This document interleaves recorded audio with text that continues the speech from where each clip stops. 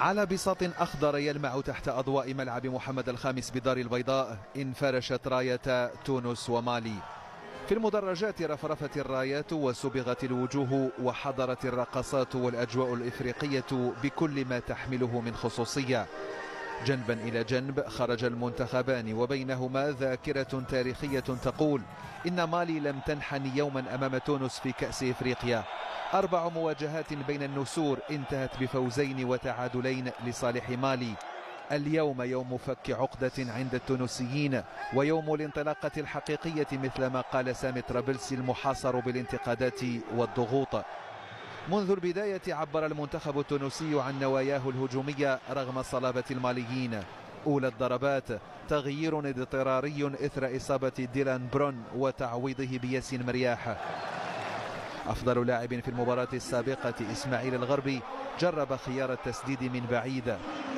الحوار طبعته شراسة والتحامات بدنية من الجانبين. 4 بطاقات صفراء وزعت بالتساوي بين المنتخبين في أقل من 25 دقيقة، ما أنبأ بظهور الحمراء التي ارتفعت في وجه كوليبالي عند الدقيقة 26 إثر تدخله المتهور على قدم المجبري المتألم.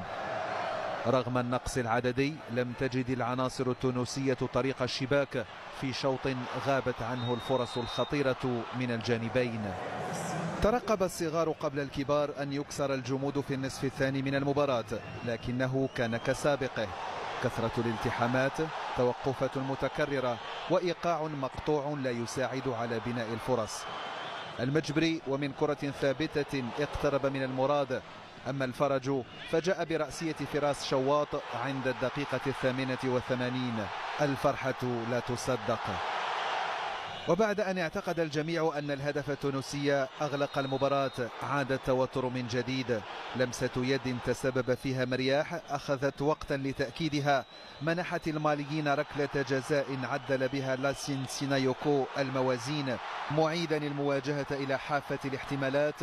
الأول عرف فرصة تونسية واحدة عبر العابدي انبرى لها الحارس المالي بنجاح، وهدف في الثاني ألغي بداعي التسلل ليكون الحسم من خلال ركلات الحظ الترجيحية.